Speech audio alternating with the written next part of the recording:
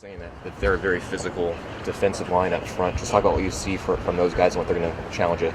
They're talented guys across the board. They're athletic and they're big. My guy number 44 and number 88 off the edges. They're fast guys. They're hard workers. Number 44 is the best defensive player in the conference. And like I said, there's hard workers, so we're going to have our hands full. How big a challenge is this team just because they are a talented team, but they're also playing with that extra emotion for their head coach who, is a legend down there in Texas. Mm-hmm. So, how do you guys combat that? Just like with the face opponent mentality. It doesn't matter what fire they have. They just got to realize that we're going to come out there with fire too. And we're mad that we have to be there in the first place, so we're going to come out with that fire. And we're just ready to go. Talk about your holiday plans. Nice to get away for a little bit and be with your family. Yeah, it'll be good. We have to leave Christmas Day, Christmas morning, so we'll probably celebrate Christmas on Christmas Eve. But it's good. It's nice to go home after not being there for about 6 months now.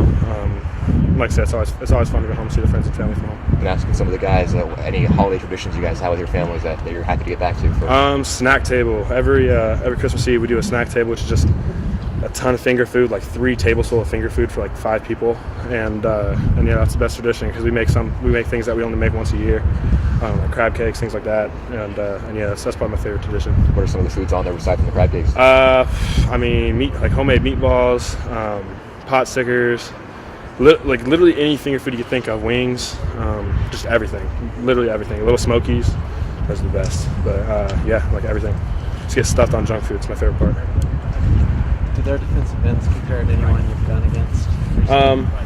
I think they're playing number 44, Jackson, I believe his last name is. I can't remember. Correct me if I'm wrong. I'll check that. Yeah, I'm pretty positive it's Jackson. But he reminds me a lot of Anthony Barr. And like I said, he's smaller than I would say Trent Murphy too, but he's smaller than Trent Murphy was. But like I said, he's like me. He's a lighter guy, but plays with really great leverage, and he knows how to use his weight and the strength that he's given to his advantage. So he's more like Anthony Barr, I think, to me.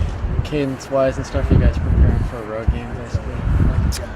Yeah, exactly. We're going. We're treating it like it's their house, like we're like the away team, and like I said, because it basically is. So our Oregon fans don't travel very well. We've seen that in the past.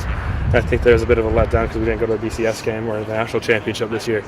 So, like I said, we're not expecting a lot of our fans to be there. Did you guys get a lift from Marcus and Hronis announcing they're coming back? What does that do to the rest of the team? I think we were all expecting it as it was. Yeah. Of course, we're excited to come back next year and get another shot. But like I said, I never really thought either one of them would have left anyway. Because the way their families are, the way they were raised, they really their families really want them to get their degrees. They really want them to, they treat our team like a family, and they're very family oriented. So they don't want to leave their family any sooner than they have to. How big is that, especially with Hronis? Is he kind of the glue to you guys' unit? Yeah, I'd say definitely. Hronis is the most experienced on the offensive line. He's our best player.